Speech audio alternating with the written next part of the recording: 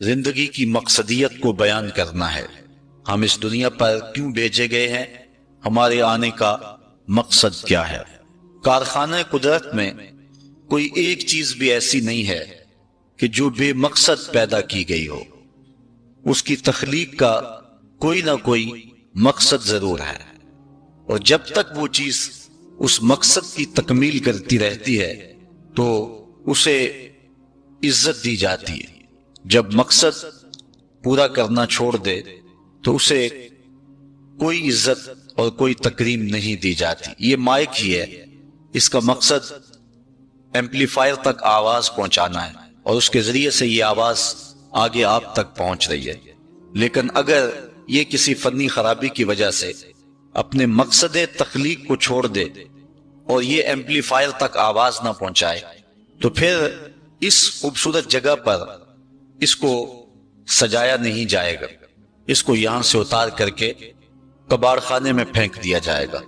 یہ اب بہت قیمتی ہے اور بہت اچھی جگہ پہ اس کو مرتبہ دیا گیا ہے، لیکن پھر اس کی کوئی توقیر نہیں ہوگی۔ اسی طرح کائنات کی ہر شے اور ہر چیز اپنے مقصد کی جب تک تکمیل کرتی رہتی ہے تو عزتوں کی مسند پہ اسے بٹھایا جاتا ہے، اور جب مقصد پر عمل کرنا چھوڑ دے اور مقصدیت سے عاری ہو جائے تو پھر اس کی کوئی توقیر اور کوئی عزت نہیں رہتی۔ اللہ تعالیٰ جل شانہ نے حضرت انسان کو بھی کسی مقصد کے لیے پیدا کیا ہے، بے مقصد اس کو پیدا نہیں کیا گیا ہے۔ اس کائنات کے اندر چھوٹے چھوٹے جانور بھی بے مقصد پیدا نہیں کیے گئے، انسان تو مقصود ہے کائنات کا۔ یہ کیچوا جس سے مچھلی ہم پکڑتے ہیں، یہ سمجھتے ہیں کہ یہ فضول سی چیز ہے، لیکن جن کھیتوں میں کیچوا پایا جاتا ہے ذمہ داروں سے پوچھیں کہ وہاں زرخیزی بڑھ جاتی۔ اسی طرح میں نے ایک جگہ پہ ایک شخص کو دھاگے کے ساتھ یہ کیچوے باندھ کر کے دھوپ میں خشک کرتے ہوئے دیکھا، تو میں نے اس حکیم صاحب سے پوچھا کہ اس کا مقصد کیا، تو وہ کہنے لگے کہ یہ دوائیوں میں بھی استعمال ہوتا ہے، اس کے بدن میں فولاد ہوتا ہے۔ اسی طرح یہ کانٹا لگا کر کے مچھلی پکڑنے کے کام بھی آتا ہے۔ اتنا نحیف نزار اور کمزور جسم جس کے اندر ہڈی بھی نہیں ہوتی، اس کے یہ 3 فوائد بالکل ظاہر ہیں، اس کے علاوہ بھی بہت سارے فوائد ہوں گے جو ہماری نظر میں نہیں ہیں۔ اسی طرح یہ مینڈک جو ہوتے ہیں، یہ ذمہ داروں سے پوچھیں کہ آج کل چاول کی فصل کے لیے یہ کتنے مفید ہیں، اور یہ کیڑے مکوڑے پیدا ہوتے ہیں جو فصلوں کے اندر، ان کے لیے یہ کتنے بہتری کی ضمانت ہے۔ تو ہم وہ چیزیں جن کے فوائد ہماری نظر میں نہیں ہیں، لیکن وہ بھی چیزیں فوائد سے خالی نہیں ہیں۔ تو جب یہ کیڑے مکوڑے، یہ حشرات الارض، یہ مینڈک اور کیچوے یہ بھی بے مقصد پیدا نہیں کیے گئے، تو جس کے گرد پوری کائنات کا چرخ گھومتا ہے اور جس کے لیے پوری کائنات کو تخلیق کیا گیا ہے، وہ انسان کیا بے مقصد پیدا کر دیا گیا ہے؟ اس کی تخلیق کا کوئی مقصد نہیں ہے؟ یقیناً اس کی تخلیق کا کوئی مقصد ضرور ہے، اس کی تخلیق کا کوئی مدعا ضرور ہے۔ اللہ تعالیٰ جل شانہ نے اس مقصد کو، اس مدعا کو قرآن مجید میں بیان فرمایا، ارشاد کیا وَمَا خَلَقْتُ الْجِنَّ وَالْإِنسَ إِلَّا لِيَعْبُدُونَ۔ ہم نے جن و انس کو اس لیے پیدا کیا ہے کہ وہ میری عبادت کریں۔ انسان کی تخلیق کا مقصد اور مدعا اللہ تعالیٰ جل شانہ کی عبادت کرنا ہے۔ اللہ تعالیٰ جل شانہ کی عبادت اس لیے نہیں کہ اس کو بندوں کی عبادت کی ضرورت ہے، اسے کوئی غرض ہے۔ بندوں کو تخلیق اس نے اس لیے کیا ہے کہ وہ مجھے پوجیں گے اور میری عبادت کریں گے تو کوئی مجھے فائدہ ہوگا۔ اللہ تعالیٰ جل شانہ ایسی کسی غرض سے پاک ہے۔ خود ارشاد فرمایا ما اريد منهم من رزق وما اريد ان يطعمون، نہ تو میں اس سے کوئی رزق چاہتا ہوں اور نہ یہ چاہتا ہوں کہ وہ مجھے کھلائیں، چونکہ وہ کھانے سے بھی پاک ہے اور اسے رزق کی بھی ضرورت نہیں ہے، بلکہ ان اللہ هو الرزاق ذو القوة المتین، اس کی شان یہ ہے کہ وہ خود رزاق ہے، وہ پوری دنیا کو دینے والا ہے اور وہ قوتوں کا مالک ہے۔ وہ رب جو خود قوتوں کا مالک ہے، جو متین ہے، ذو قوہ ہے اور رزاق ہے، اس کو غرض کوئی نہیں ہے، تو پھر بندوں کو حکم کیوں دیا گیا کہ وہ اس کی عبادت کریں؟ اصل بندے کے لیے کمال یہ ہے کہ وہ بندگی میں رہے، اور اس سے اس کے اخلاق رذیلہ ختم ہوں گے اور اس میں اخلاق حسنہ پیدا ہوں گے۔ اس لیے اس کو عبادت کا حکم دیا گیا تاکہ وہ اپنی زندگی کا جمال پا سکے۔ اگر وہ پوجا نہیں کرے گا، اللہ کی پرستش نہیں کرے گا، تو اللہ تعالیٰ جل شانہ کو کوئی فرق نہیں پڑتا۔ کائنات کی کوئی چیز نہیں ہے جو طوعاً اور کرہن اس کے حضور سجدہ ریز نہیں ہے، اس کی تسبیح نہیں بولتی۔ علماء نے لکھا کہ تمام درخت جو تم دیکھ رہے ہو یہ حالت قیام میں ہیں اور اللہ کی تسبیح بول رہے ہیں، اور درخت جب تک تسبیح بولتا رہتا ہے اپنے تنے پہ کھڑا رہتا ہے، اور جب تسبیح بولنا چھوڑ دیتا ہے تو کاٹ دیا جاتا ہے۔ جو درخت کاٹ دیا جائے سمجھ لو کہ اب تسبیح کا عمل اس سے موقوف ہو گیا تھا، اب اس کو کاٹ دیا گیا۔ تو سارے درخت حالت قیام میں ہیں، چوپائے حالت رکوع میں ہیں، مینڈک حالت تشہد میں ہیں، اور حشرات الارض کیڑے مکوڑے یہ حالت سجدہ میں ہیں۔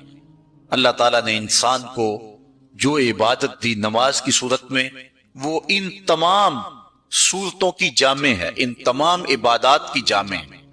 درختوں کا قیام بھی ہے، چوپایوں کی طرح رکوع بھی ہے، مینڈک کی طرح تشہد اور قعدہ بھی ہے، اور حشرات الارض کی طرح سجدہ بھی ہے، اس لیے کہ یہ انسان خلاصہ کائنات ہے اور تمام مخلوقات کا مقصود ہے، اور پوری کائنات کا چرخ اس کے گرد گھومتا ہے، اس لیے اس کی عبادت بھی تمام مخلوقات کی عبادات کی جامع ہونی چاہیے۔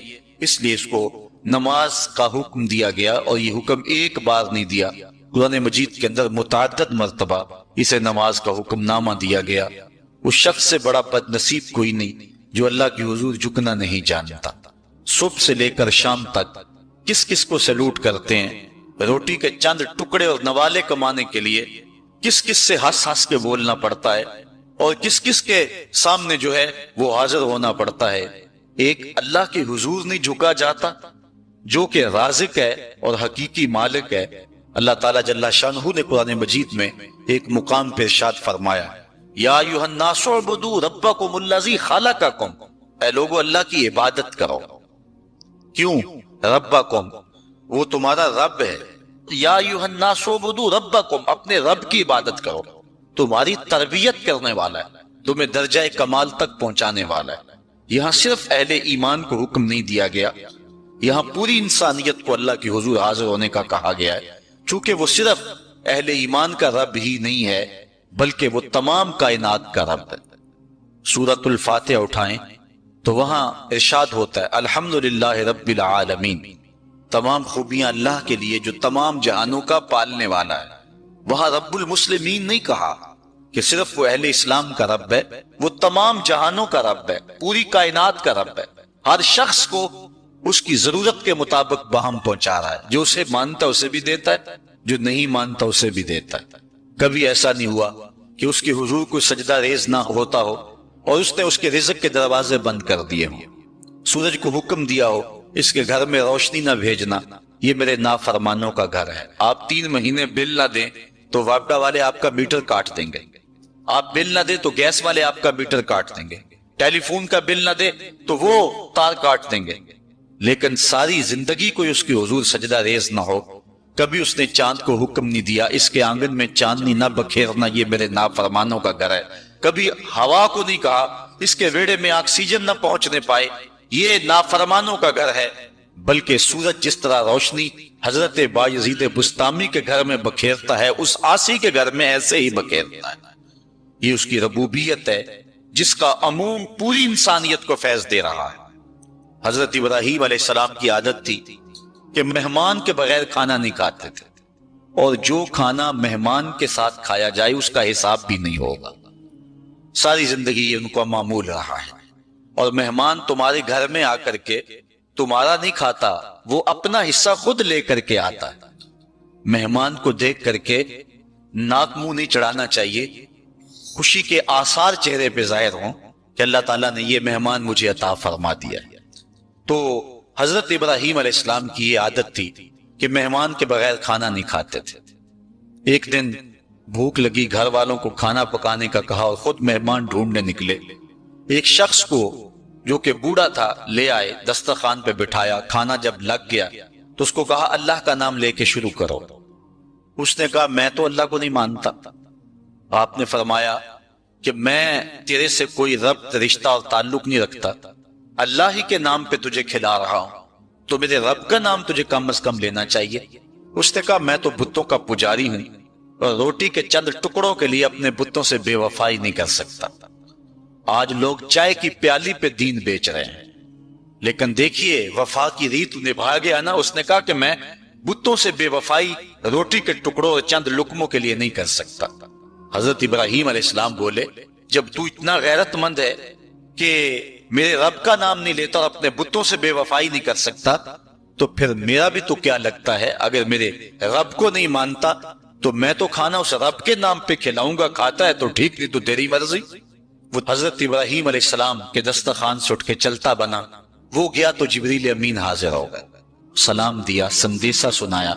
رب کہتا ہے اے میرے خلیل، تو نے میرا ایک بندہ ناراض کر دیا۔ یا اللہ وہ تیرا بندہ تھا، وہ تو تیرا نام لینا گوارا نہیں کرتا تھا، اور تو فرما رہا ہے کہ وہ میرا بندہ تھا۔ ارشاد ہوا ابراہیم بتاؤ اس کی عمر کتنی ہوگی؟ یا اللہ 80 سال کے قریب ہوگی۔ کہا اتنا عرصہ ہو گیا نا میں اس کو رزق دے رہا ہوں، تم ایک دن نہیں کھلا سکے؟ اب حضرت ابراہیم اس کو ڈھونڈ رہے ہیں، وہ دور پہاڑ پہ جا چکا ہے، اس کے قریب پہنچے، کہا میاں کھانا ٹھنڈا ہو رہا ہے جلدی آؤ۔ اس نے کہا ایک شرط ہے، تمہارے رب کا نام نہیں لوں گا۔ کہا نہ لینا آؤ۔ تو کہنے لگا لہجے میں اتنا گداز، اتنی نرمی کیسے آ گئی؟ تم تو کہتے تھے رب کے نام کے علاوہ کھلاؤں گا نہیں۔ کہا کہ اسی رب کا ہی تو پیغام آیا ہے کہ میں بھی اس کو دے رہا ہوں۔ اس نے کہا اگر تیرا رب اتنا اچھا ہے تو کھانا بعد میں کھائیں گے، پہلے اس کا غلام بنا لے مجھ کو۔ تو وہ رب ہے سب کا، ہمارا حق ہے کہ ہم اس کی پوجا کریں۔ تو اللہ تعالیٰ جل شانہ نے ارشاد فرمایا یا ایھا الناس اعبدوا ربکم، اپنے رب کی عبادت کرو۔ ایک تو وہ تمہارا رب ہے، اور پھر الذی خلقکم، اس نے تمہیں پیدا بھی کیا ہے۔ توجہ چاہوں گا کتنی شان ہے کہ اس نے تخلیق بھی کیا اور پھر اس نے تمہاری تربیت بھی کی۔ جو تخلیق بھی کرے اور تمہاری تربیت بھی کرے، کیا اس کا حق نہیں ہے کہ اس کی حضور سجدہ ریزیاں کی جائیں؟ ساری زندگی انسان ماں کی خدمت کرتا رہے تو بتاؤ ماں کی خدمتوں کا بدلہ دے سکتا ہے؟ ماں کے پیار کا صلہ دے سکتا ہے؟ عرض کی گئی کہ میں اپنی ماں کو اپنے کندھوں پہ اٹھا کر کے حج کروایا ہے اور سائی اور کعبۃ اللہ کا طواف کرایا ہے، اور حالت یہ تھی کہ اگر چٹان کے اوپر گوشت کا ایک ٹکڑا ڈال دیا جاتا تو وہ بھی بھن کے کباب بن جاتا، اتنی گرمی کی شدت تھی۔ کیا میری ماں نے میری جو خدمت کی، میری کفالت کی، مجھے دودھ پلایا، مجھے جنم دیا، تو میں نے کیا ماں کی خدمتوں کا صلہ دے دیا ہے؟ تو جواب آیا تو نے ابھی اس کی ایک مسکراہٹ کا بدلہ بھی نہیں دیا۔ ماں جب ہنس کے دیکھتی ہے تو جنت کی ساری کلیاں کھل اٹھتی، اور بیٹے کی زندگی ماں کے اس ہنسنے سے جو ہے وہ عبادت ہوتی ہے۔ بیٹے کے لیے ماں کے جو جذبات ہیں، ماں کی جو کہانیاں ہیں، ماں کے سینے میں جو درد کے امٹتی ہوئی ایک کائنات ہے، اس کا کوئی بدل نہیں ہو سکتا۔ ساری زندگی ایک ٹانگ پہ کھڑا ہو کے بندہ ماں کی خدمت کرتا رہے پھر بھی حق ادا نہیں ہوگا۔ ماں ماں ہوتی ہے، اللہ تعالیٰ جل شانہ نے اس کو وہ درجے عطا فرمائے۔ بیٹے کے ساتھ جو پیار ماں کرتی ہے بھلا کوئی کر سکتا ہے؟ کوئی اتنی محبت دے سکتا ہے جتنی ماں محبت دیتی ہے؟ ساری زندگی بھی انسان ان محبتوں کا بدل دینا چاہے تو نہیں دے سکتا، چونکہ ماں کے پیار کا کنارہ ہی کوئی نہیں۔ ماں کی محبت کی گہرائی اور گہرائی کو کوئی ناپ ہی نہیں سکتا۔ سمندر کے پاتال تک تو شاید کوئی پہنچ گیا ہو، لیکن ماں کے پیار کا کنارہ آج تک کسی کو نہیں ملا۔ کبھی دیکھا نہیں جب بچہ گھر سے نکلتا ہے تو دنیا کو عقل و بینش کا درس دینے جاتا ہے، لوگ اس کے ایک ایک جملے کے لیے کان لگائے کھڑے ہوتے ہیں، کوئی ایک لفظ بھی ضائع نہ ہو جائے۔ دنیا کے بڑے بڑے اسکالر بڑی بڑی یونیورسٹیوں اور جامعات میں جاتے ہیں اور لوگ ان کی ایک ایک بات کو موتی سمجھ کے قبول کرتے ہیں، لیکن وہ جو زمانے کو زندگی کا درس دینے گھر سے نکلتا ہے، جب گھر سے نکلنے لگتا ہے، ماں دیہات کی رہنے والی ہو یا گلبرگ کی رہنے والی ہو، ماں اس کو کہتی ہے بیٹے سڑک دھیان سے عبور کرنا۔ جو دنیا کو عقل سکھانے جا رہا ہے اس کو اتنا ہی نہیں پتا کہ سڑک عبور کیسے کرنی ہے، لیکن یہ ماں کے پیار کا ایک روپ ہے، یہ ماں کی محبت کا ایک انداز ہے۔ اللہ تعالیٰ نے اس کے سینے میں دھڑکتا ہوا جو دل رکھا ہے اور تڑپتی ہوئی جو ممتا رکھی ہے، وہ ایک مثال بنی ہوئی ہے کہ کسی نے کسی کو کہا کہ میں تیرے پہ راضی تب ہوں گی کہ اگر تو اپنی ماں کا کلیجہ نکال کے لے آئے۔ اس بدبخت نے اپنی اس محبوبہ کی خواہش کو پورا کرنے کے لیے اس اقدام کی تیاری بھی کر لی اور جا کے ماں کا سینہ چیرا اور اس کا کلیجہ نکالا، اور اپنی اس محبوبہ کی خوشنودی کے لیے تیز تیز آ رہا ہے کہ میں اس کو دکھاؤں کہ میں نے یہ کارنامہ بھی سر انجام دے دیا اور یہ چوٹی بھی سر کر لی ہے۔ تو تیزی سے آ رہا تھا، راستے میں ٹھوکر لگی، جب گرا تو کہتے ہیں ماں کے کلیجے سے آواز آئی پتر چوٹ تو نہیں آئی ہے۔ یہ ماں کے پیار کا روپ ہے، یہ ماں کی محبت کا انداز ہے۔ دنیا والوں، ماں کی قدر کو ضائع نہ کرنا، ماں کے پیار کو اور اس کی محبت کا صلہ دے تو نہیں سکتے، لیکن ساری زندگی ماں کی نوکری کرنا اور اپنے باپ کی زندگی کے اندر کبھی بھی نافرمانی نہ کرنا، یہ سعادت مندی اور خوش نصیبی ہوتی ہے۔ حضور نے منبر کی 3 سیڑھیوں پہ قدم رکھتے ہوئے آمین آمین کہا تھا، تو بعد میں پوچھا گیا حضور آپ نے ہر سیڑھی پہ قدم رکھتے ہوئے آمین کہا تو یہ کیا ماجرا تھا؟ فرمایا جبریل آئے تھے، انہوں نے مجھے کہا تھا اس شخص کی ناک خاک آلود ہو جو ماہ سیام رمضان المبارک کو پائے اور پھر کثرت عبادت سے اپنی بخشش نہ کروا سکے، تو میں نے آمین کہا۔ پھر کہا اس شخص کی ناک خاک آلود ہو جو والدین کو بڑھاپے میں پائے اور جنتی نہ ہو سکے ان کی خدمت کر کے، تو میں نے آمین کہا۔ پھر جبریل نے کہا اس شخص کی ناک خاک آلود ہو جس کے سامنے آپ کا ذکر کیا جائے اور آپ پر درود نہ پڑے، تو میں نے آمین کہا۔ تو وہ شخص کتنا بد نصیب ہے جو والدین کو ناراض کر لیتا ہے۔ میں کہتا ہوں ساری کائنات ماں کے قدموں تلے ہے، بلکہ میرے محبوب نے جنت کو ماں کے قدموں تلے قرار دیا۔ الجنت تحت اقدام الامہات، جنت ماں کے قدموں تلے۔ حضرت بایزید بستامی کہتے ہیں میں نے اپنی ماں کے آگے ہاتھ جوڑے، میں نے کہا امی تیرے حق ادا کروں یا اللہ کے حق ادا کروں؟ 2 ہستیوں کے حق مجھ سے ادا نہیں ہو سکتے، اپنے حق تو معاف کر دے، اللہ کو میں راضی کر لوں گا۔ ماں پھر بھی ماں ہوتی ہے، ماں نے کہا جا بیٹے میں نے اپنے حق معاف کر دیے۔ حضرت بایزید کہتے ہیں میں 12 سال جنگلوں میں گھومتا رہا، ایک دن مجھے خیال آیا بستام کے قریب سے گزر رہا تھا کہ چلتے چلتے ماں کو سلام کر جاؤں۔ دروازے کو دستک دینے لگا تو اس احساس نے ہاتھ روک لیا کہ ساری زندگی ماں کو سکھ تو دیا نہیں، دکھ بھی کیوں پہنچاؤں؟ ماں اب سو رہی ہوگی اور میں دروازہ ناک کروں گا تو ماں اٹھے گی۔ سردیوں کی لمبی رات تھی، میں دروازے کے ساتھ لگ کے کھڑا رہا کہ چلو جب ماں بیدار ہوگی تبھی میں دروازے پہ دستک دوں گا۔ کہتے ہیں جب سحری کا وقت ہوا تو اندر سے جو نالی آتی تھی وہاں سے پانی آیا، میں سمجھ گیا کہ میری ماں تہجد کے لیے اٹھی ہے۔ کہتے ہیں میں دروازے کو دستک دی تو اندر سے آواز آئی بیٹا بایزید ٹھہرو میں ابھی آتی ہوں۔ مائیں بیٹوں کے دستک کے انداز سے بھی جانتی ہوتی ہیں کہ یہ میرا کون سا بیٹا دستک دے رہا ہے۔ 12 سال کے بعد دستک دی تھی اور ماں پہچان رہی ہے یہ کس بیٹے کے ہاتھوں کی لمس ہے اور یہ کس بیٹے کے ہاتھوں کی آہٹ ہے۔ بارسلونا کے ایئرپورٹ پہ کھڑا تھا، فلائٹ ابھی لیٹ تھی اور وہاں کوئی ہم زبان مل جائے تو غنیمت ہوتا ہے، تو مجھے ایک سمت ایسے محسوس ہوا کہ جس طرح کوئی منہ بولی پنجابی میں بات کر رہا ہے۔ میں اٹھ کے ادھر لڑک گیا تو دیکھا کہ وہاں کچھ لوگ پنجابی میں آپس میں گفتگو کر رہے تھے، میں ان کے پاس جا کے بیٹھ گیا تو وہ انڈیا کے لوگ تھے۔ میں نے پوچھا کہ آپ، تو کہنے لگے کہ یہ ہمارا دوست ہے، اس کو ہم الوداع کرنے آئے ہیں۔ تو میں ان کے پاس بیٹھ کے گفت و شنید شروع کر دی تو وہ شخص کہنے لگا کہ مجھے 27 سال 3 ماہ ہو گئے ہیں، میں انڈیا سے آیا تھا لیکن یہاں ایسے مسائل بنتے گئے کہ میں جا نہیں سکا۔ اس وقت میرا لڑکپن کا زمانہ تھا اور اب میرے بال بھی سفید ہو رہے ہیں، تو میں 27 سال 3 ماہ کے بعد جا رہا ہوں۔ اور اس نے ساتھ کہا کہ پتہ نہیں میرے گھر والے مجھے پہچانتے بھی ہیں یا کہ نہیں۔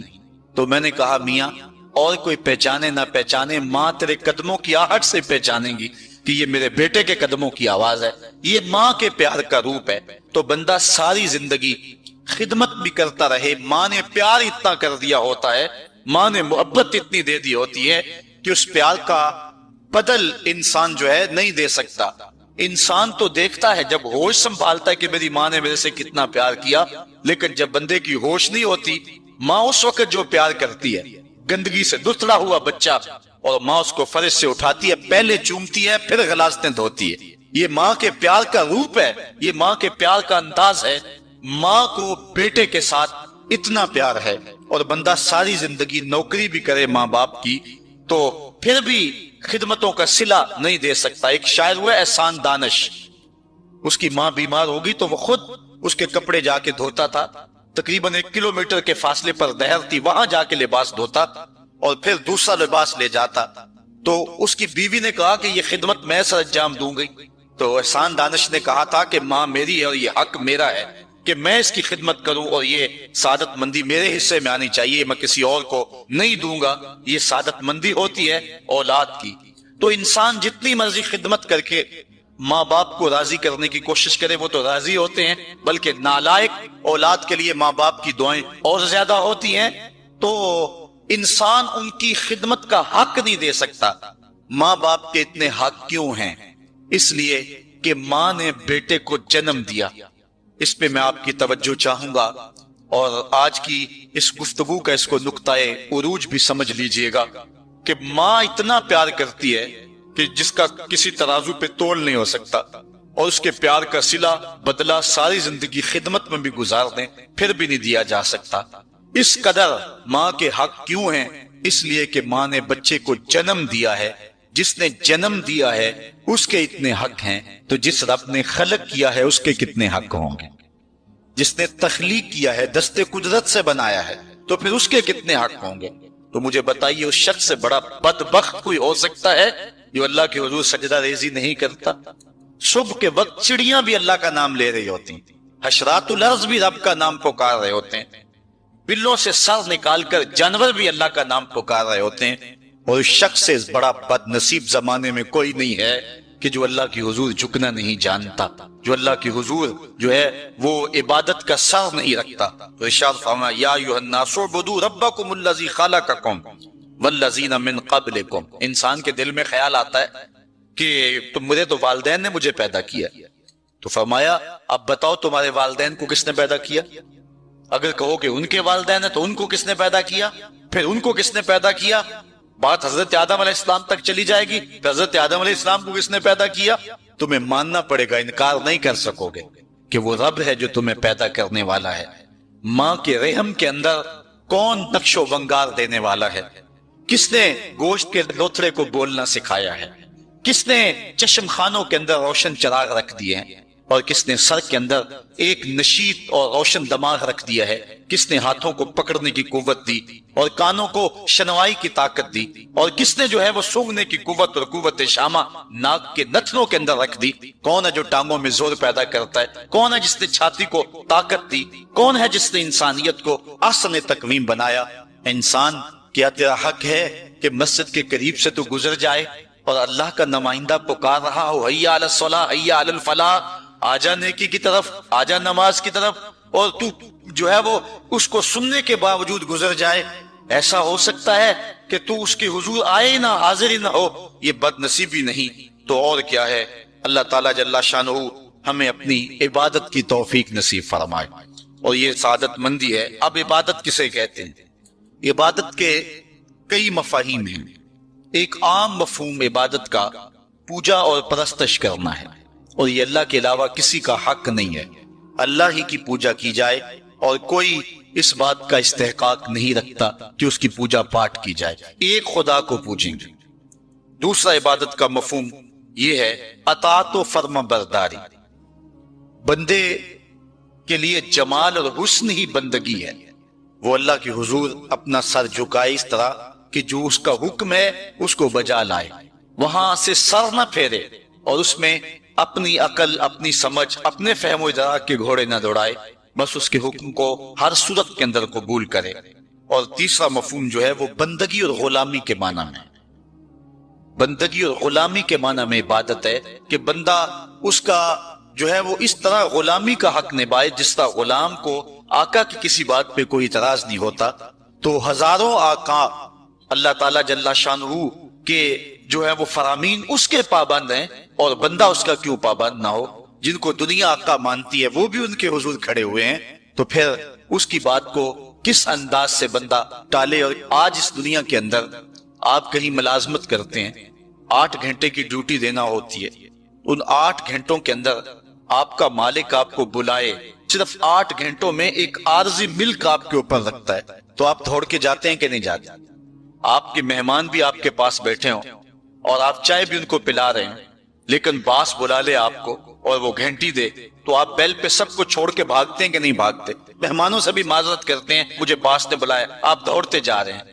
یار ایک دنیا کا باس بلائے تو مہمانوں کو چھوڑ کے، چائے کو چھوڑ کے، مرغن غذاؤں کو چھوڑ کے، سب کو چھوڑ کے بھاگ جاتے ہیں، اور رب کا نمائندہ پکارے حیا علی الصلاح اور حیا علی الفلاح، جو بندہ اس کی حضور نہ جائے کتنا بڑا بد نصیب ہے، کتنی بد نصیبیاں اس کا مقدر ہیں کہ جو اس کی حضور۔ لیکن یہ اللہ تعالیٰ جل شانہ کی رحمت کی عمومیت ہے۔ اگر آج 8 گھنٹے کے لیے آپ کہیں ڈیوٹی کرتے ہیں، وہ آپ کو آواز دے اور آپ نہ جائیں تو وہ آپ کی نوکری ختم کر دے گا، آپ کو سخت سرزنش اسی وقت کرے گا یا پھر آپ کو فارغ کر دے گا۔ لیکن اللہ تعالیٰ جل شانہ اس کی نافرمانی پہ نافرمانی کرتے رہیں، کبھی اس نے رزق کے دروازے بند نہیں کیے، بلکہ جو نہیں مانتے ان کو اور زیادہ دے رہا ہے، چونکہ ان کا حصہ صرف دنیا پہ ہی ہے نا، آخرت میں تو حصہ ہی کوئی نہیں ہے۔ بلکہ فرمایا اگر مسلمانوں کی دل جوئی کا لحاظ نہ ہو تو میں کافروں کے گھروں کی سیڑھیاں بھی سونے اور چاندی کی بنا دوں، لیکن یہ کہیں گے ہمیں تو زیادہ ہی رگڑ دیا گیا ہے، چونکہ انہوں نے دنیا کو دیکھا ہے، آخرت ابھی دیکھی نہیں ہے، ورنہ جو ان کے لیے آخرت میں رکھا گیا ہے دنیا کی کوئی شے ان کے نزدیک حیثیت ہی نہ رکھے۔ بلکہ حدیث میں آتا ہے، صاحب مشکات نے اس کو لکھا کہ دنیا کے اوپر جس کو سب سے زیادہ تکلیفیں پہنچی ہوں گی وہ جنت میں لے جایا جائے گا، اور ایک مرتبہ جنت میں جو ہے وہ داخل کر کے نکال دیا جائے گا، اور کہا جائے گا کہ بتا دنیا کے اوپر تجھے بڑی تکلیفیں پہنچی؟ وہ کہے گا یا اللہ مجھے تو کوئی تکلیف پہنچی ہی نہیں ہے، جنت کی صرف آب و ہوا سارے دکھ ختم کر دے گی۔ اور جس نے تخت و تاج پہ بیٹھ کے بھی زندگی ساری گزاری ہو، حدیث میں آتا ہے اس کو جہنم میں ایک ڈبکی لگائی جائے گی، اور پھر اس کو کہا جائے گا بتا تو دنیا کے اوپر کوئی راحت پائی ہے؟ وہ کہے گا مالک دنیا کے اوپر میں نے کوئی سکھ دیکھا ہی نہیں ہے۔ ایک غوطہ جہنم کے اندر دیا جائے گا، دنیا کے سارے سکھ ہی بھول جائے گا کہ میں وہاں بادشاہ ہوا کرتا تھا، میں وہاں حکمران ہوا کرتا تھا، میں دنیا کے اوپر جو ہے وہ اوباما تھا، میں دنیا کے اوپر بش تھا، میں دنیا کے اوپر پوری دنیا کو میں نے جو ہے وہ ریوڑ کی طرح ہانکا تھا اور انسانیت کا قتل کیا تھا، میری رونت اور میرا تکبر دنیا کو جگا دیتا تھا۔ اس کو کوئی شے اور اپنی کوئی آکڑ اور کوئی بات یاد نہیں رہے گی، صرف ایک ڈبکی کی بات ہے۔ اور جس نے دکھ پہ دکھ کاٹے، غربت، تنہائی، دکھ، اذیت، مصائب، آلام، مشکلات، لیکن ایک بار جنت سے گزار کر کے جنت کی صرف آب و ہوا ہی سنگھائی جائے گی، اس کو کہا جائے گا بتا دنیا کے اوپر تجھے کوئی دکھ پہنچا؟ وہ کہے گا میرے رب دنیا پہ مجھے کوئی دکھ نہیں پہنچا۔ اب بتائیے کہ اللہ کے حضور ہم حاضر ہوں یا کہ دنیا کوئی منشا و مقصود بنا لیں؟ ہماری زندگی کی ڈگر کیا ہونی چاہیے؟ پہلی بات تو یہ ہے کہ جنت کے مقابلے میں اس دنیا کی حیثیت ہی کوئی نہیں، اور دوسری بات اگر دنیا کے اوپر ہم عزتیں، سرخرویاں جس کو ہم سمجھتے ہیں یہ سرخرویاں ہیں وہ پا بھی لیں تو وہ کتنا کو ایسا ہے، پھر اس کا حساب بھی تو ہم نے دینا ہی دینا ہے۔ اس لیے ہم دیکھ لیں جتنا برداشت کرتے ہیں اس کے مطابق جو ہے وہ ہم چلیں۔